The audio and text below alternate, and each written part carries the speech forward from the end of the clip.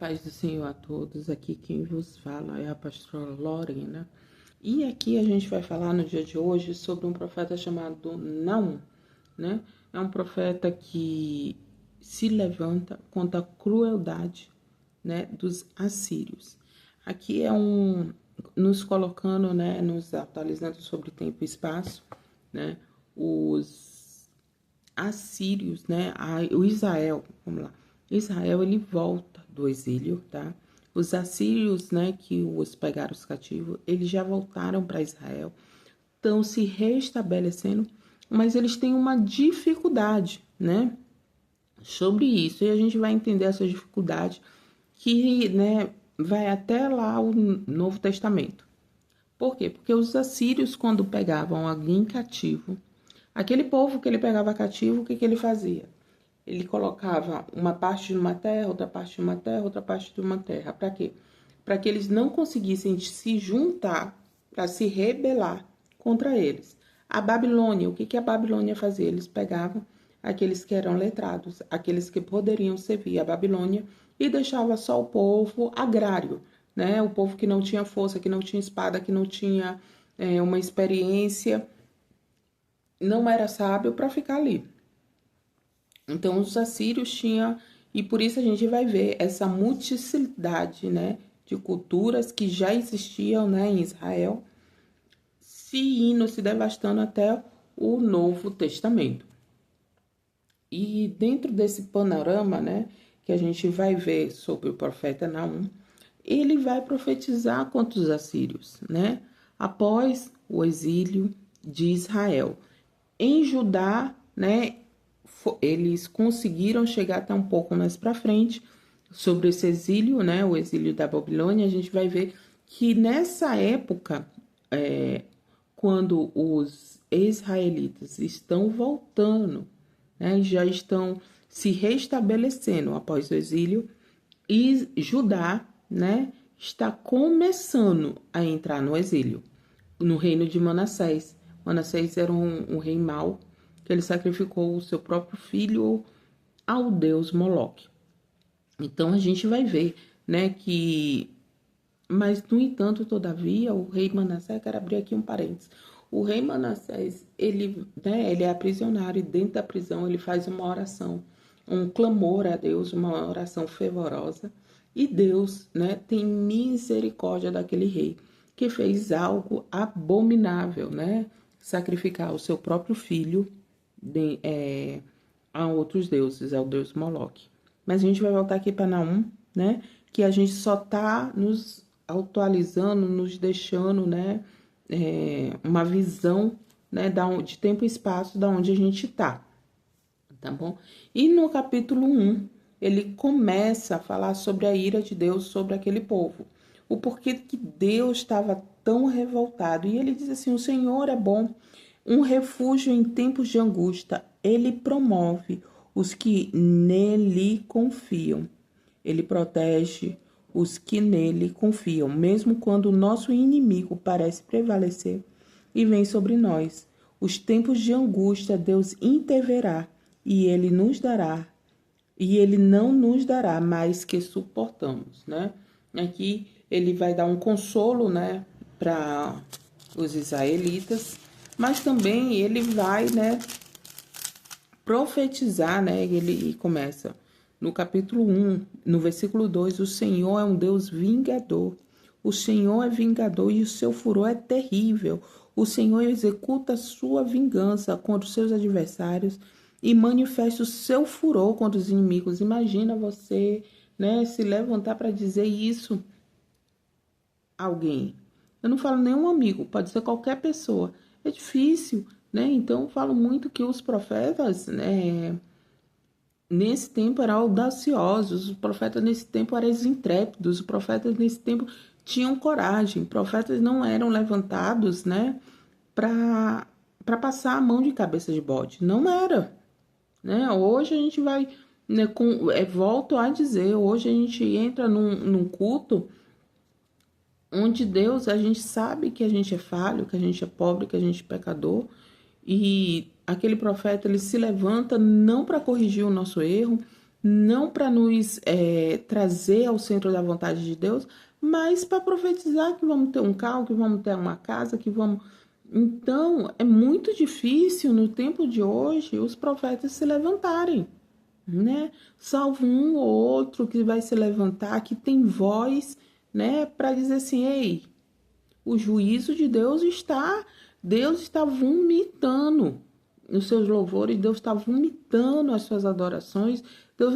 Então, é difícil, mas aqui a gente está falando de Nínive, uma cidade, né, que era completamente cruel, eles eram cruéis, com um temperamento, né, irritável, com rompantes de humor assustadores, né?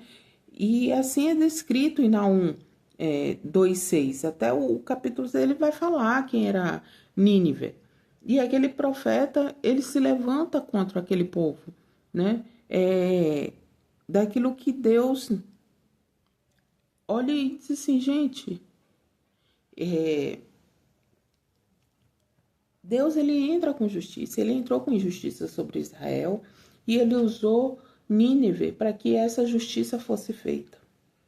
Ah, mas Deus, ele usou, né, Nínive para arquitetar a sua crueldade, a sua vingança, a sua educação a Israel. Não, ele simplesmente deixou o freio correr, ele tirou a mão. É como se dissesse nos dias de hoje, Deus dissesse assim, você quer fazer? Faz. Você quer? Vai. De hoje em diante eu tô tirando a mão. Era o que acontecia, né?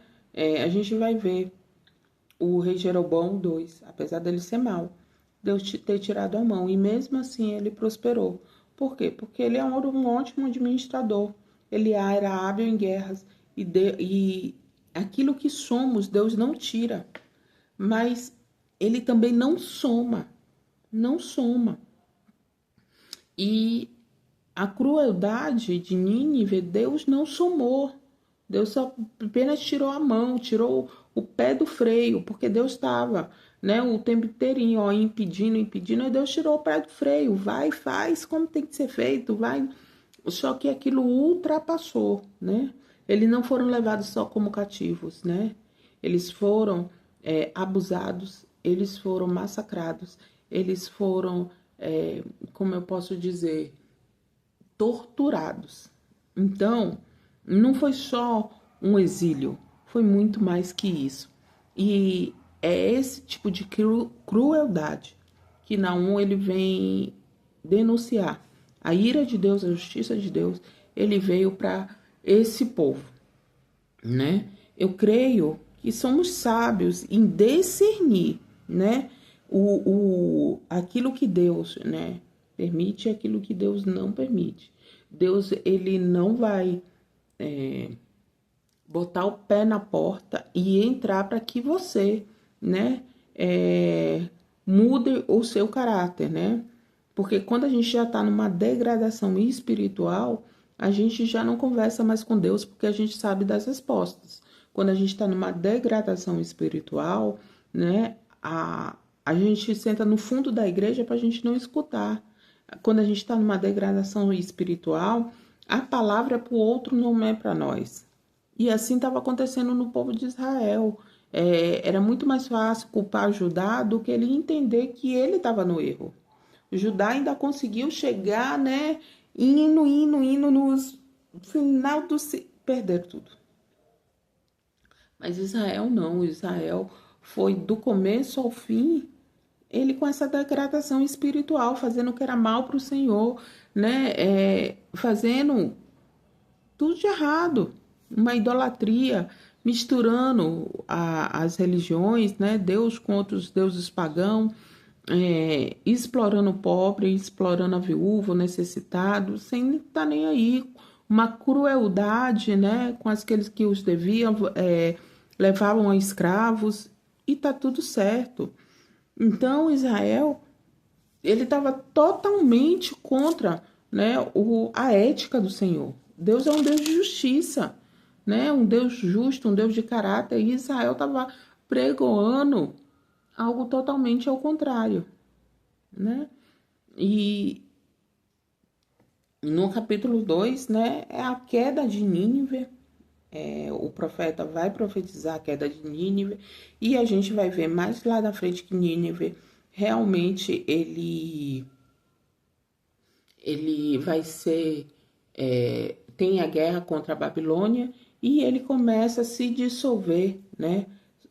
As características de Nínive começam a se dissolver, e Roma, né, e toma logo a frente desse país. Então a gente vai ver que ao longo do tempo Nínive realmente entra em queda e desaparece do mapa, né? E no capítulo 3, a lamentação, né, sobre aquela cidade sanguinária, né, cheia de fraudes e roubos, né, que sempre faz suas vítimas. E onde o estalo, né, ele fala assim, como estalos dos chicotes, barulhos da rota, o galope do cavalo e o sacudir dos carros de guerra. Então aqui, Naum, ele vai lamentar, né, sobre a cidade de Nínive, porque já tinha ido juízo sobre aquela cidade já tinha visto, já tinha ido ao arrependimento, mas mesmo assim ela continuou com suas transgressões, né? E não há, né, problema nenhum se você quiser continuar na vida que você tá, não há problema nenhum, né, você continuar fazendo as mesmas atrocidades, a mesma exploração, né, as mesmas fraudes, os mesmos roubos. Não há. Agora, não ache que Deus terá misericórdia de você, porque Deus é justo e a justiça de Deus, ela dura para sempre, tá? Deus, ele é misericordioso, né? Deus, ele é longânimo, ele dá chance para a gente se arrepender, ele dá chance para a gente voltar aos nossos maus caminhos, tá? A gente muitas vezes pede a justiça de Deus, né? Como eu já falei com o profeta Jonas, a gente pede a justiça de Deus para o outro. Só que quando Deus entra com justiça, ele entra com todo mundo. Ele não entra só com o outro, ele entra com todo mundo. Quando ele entra com a misericórdia com todo mundo. Só que a gente clama tanto a justiça de Deus, né? E a gente esquece que nós também, né, somos pobres, pecadores, e esquece, né, que muitas vezes a gente já colocou, né, o pezinho pro outro cair, a gente já falou mal do outro, a gente já matou alguém espiritualmente, a gente já fez tantas atrocidades em nome de Deus, né, em nome de uma boa reputação para a igreja, em nome, né, de um status que Deus está dizendo assim, volta, né? Eu sei que a gente tá, acho que no nosso 6º ou 7º dia, falando sobre os profetas, e parece que o tema é o mesmo, é um tema maçante de denúncias, é um tema maçante de juízo, é um tema maçante sobre lamentações, né? Mas é um tema necessário, que muitas vezes não é abordado na igreja, não é abordado porque se os pastores abrirem os olhos, né, das suas ovelhas sobre essas denúncias, né, quem vai restar, né? As pessoas vão sair dali, vão sair de lá, mas igrejas, né, que estão respaldadas, que estão baseadas, né, na palavra de Deus, elas não têm vergonha de pregar os pequenos profetas, elas não têm problema em pregar os pequenos profetas. Não fora de contexto, acho que como eu falei lá em Amós, acho que foi em Amós, ou foi em Obadias, não em fora de contexto, né? Pega só um versículo e coloca ali para efeito. Não, mas é ensinando, né? O que estava acontecendo sobre aquelas vidas. O profeta não é um profeta, né, de poucas palavras, de pouco, né? E a gente vai acabando por aqui. Eu oro a Deus, né, um dia abençoado debaixo da graça do Senhor, te dando sabedoria, fome e vontade de conhecimento de Deus.